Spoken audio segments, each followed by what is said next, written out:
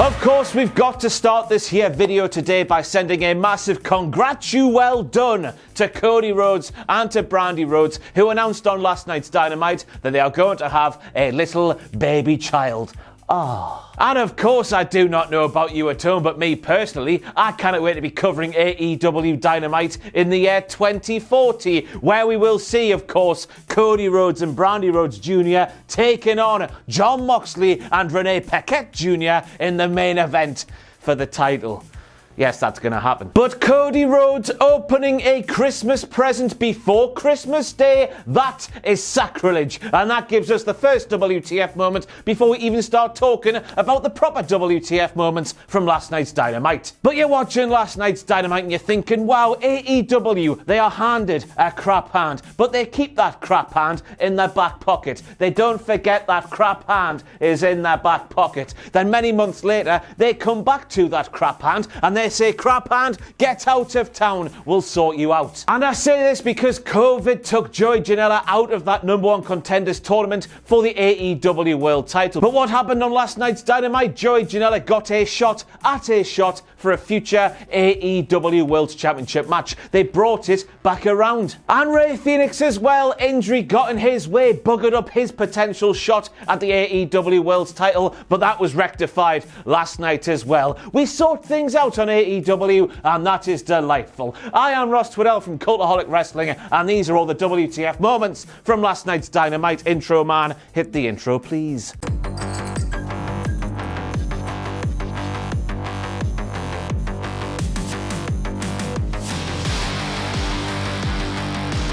And we're kicking things off with a direct quote from one Excalibur, who said to Tony Schiavone, everyone loves the QR code Tony, and Big Dick Tony Schiavone, with all kinds of big dick energy, he replied to Excalibur, well, almost everybody. And I was left asking the question, everybody, what does somebody who works for AEW have against the QR code? How can a QR code offend you in any possible way? And just to throw a bit of hack theory into these WTF moments, for the first time in a long while, I can bring to you right now the exclusive news that it was JR, because quite frankly, a QR code is too modern for Jim Ross.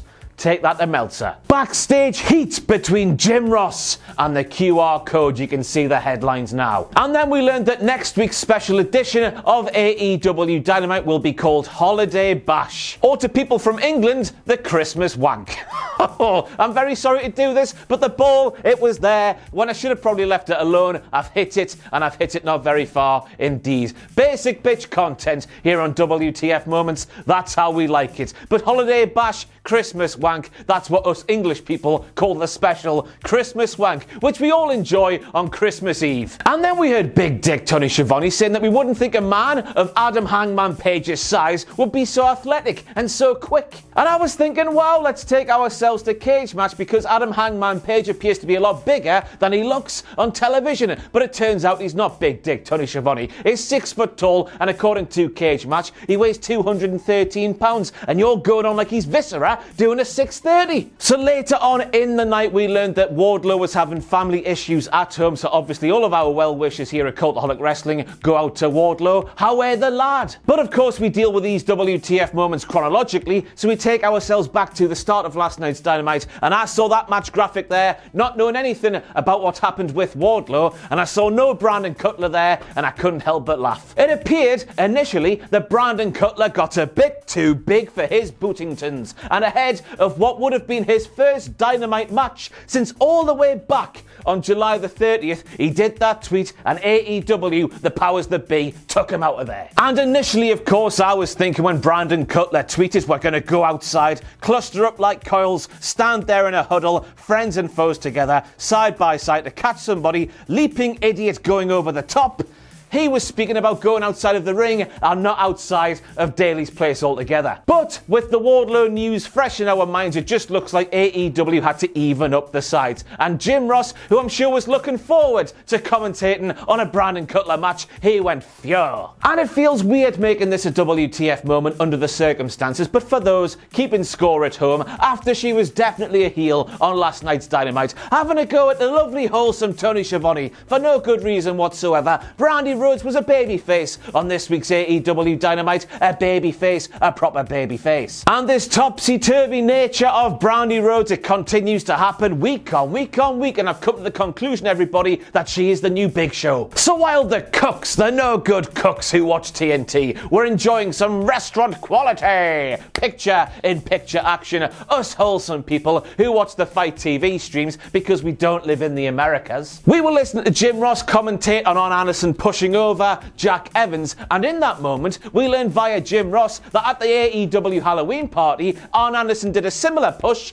to Jack Daniels. It would appear he had a little bit of the whatever the whiskey is in that sort of phrase. And I don't know about you at home, but I just want to know more. So if you were at the AEW Halloween party and you saw Arn Anderson next to some Jack Daniels, let me know what the hell happened, because Jim Ross, he was very tantalizing in his description on last night's show. And then a murder happened while Sting was making his way to the ring. And if you were inside Daly's place last night watching Dynamite and you were near the lady who was screaming at the top of her lungs relentlessly while Sting was coming to the ring, while she was clearly, obviously, under attack from a horrible assailant, please let me know if she survived. It sounded like a brutal murder. Orange Cassidy wearing a t-shirt that doesn't have his own head on it. The end is nigh, the end is nigh, time to run away, the end is nigh, nigh. And then we hear Jim Ross saying that Griff Garrison of the Varsity Blondes reminds him of a young Adam Copeland. And I'm thinking, Jim Ross, Adam Copeland, that's his real name. How edgy of you. So if Brock Lesnar does the F5 with one spin of the opponent in the air, and Wardlow does the F10 with 2 or 3 spins in the air, what Jake Hager did in that match must just be called an F. No number whatsoever. That F, of course, standing for fail. The optimistic guy in me, the guy who loves, of course, 5-star wrestling, Jake Hager was and always will be Mr. 5-star wrestling, because he was gloriously crap in everything he did for that illustrious promotion. I was thinking, was this done on purpose just to make Wardlow look even stronger than he already does, proving that not just anybody can do his special maneuver? I've got no idea. What I do know is, watching Jake Hager try to do the F10 on last night's Dynamite, it left me making one noise and one noise only. And then once again on the Fight TV stream, we're watching what's happening during a commercial break. SCU, Frankie Kazarian and Christopher Daniels, they are inside the professional wrestling ring. Christopher Daniels is doing a very cringy babyface promo about being safe and healthy during these COVID times, and then he gets a safe and healthy prant. Have I just said the word prant? A safe and healthy chant going inside Daly's place, and then he let us know that SCU's original name was actually going to be Safe and Healthy. And that's the WTF moment right there. But if we're looking at things from a backstage shooter's perspective, look at me, I am a massive bag of cringe. I know this beyond any shadow of any doubt. We're looking at things from the workers, the brothers perspective, from the backstage area. You look at a tag team called Safe and Healthy, and you're thinking, wow, I'd love to work with them if they are what they say on the tin. A clever tag team name there that never was. Christmas wrapping. No, not the paper, but some wrapping that happened 9 days before Christmas. It's so good, it has to be a WTF moment. If you haven't watched the entrances from that tag team match there on last night's Dynamite, please go and watch them, because both the Acclaimed and SCU, Frankie Kazarian in particular, by the way, it was absolutely fantastic television. The bars they were spitting, they were lit, fam, they were all kinds on flames.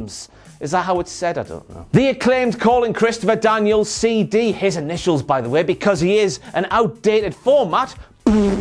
And then, as I say, Frankie Kazarian giving as good as he got, despite being 57 million years of age. Fantastic stuff. And then we end these WTF moments from last night's Dynamite with Don Callis being a professional wrestling heel and lying out of his trousers. What a terrible human being. He calls the one-winged angel a move nobody has ever kicked out of. And I know what you're saying at home as well. We need to add in AEW to the end of that claim. And I know Excalibur especially agrees with me, because on commentary, he literally sounded like somebody killed his cat after Don Callis said that, and he murmured, kind of under his breath, but you still heard him all the same. Well, Kota Ibushi kicked out of it.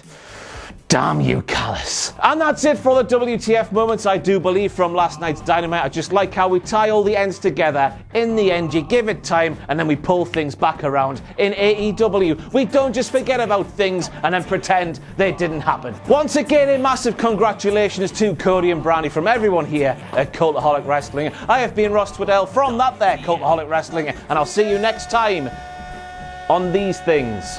Oh, and also, by the way, this is my last AEW TF Moments video of the year. I'm on my Christmas break from Tuesday next week, so I'll see you next year if you don't watch the WWE ones. So, bye.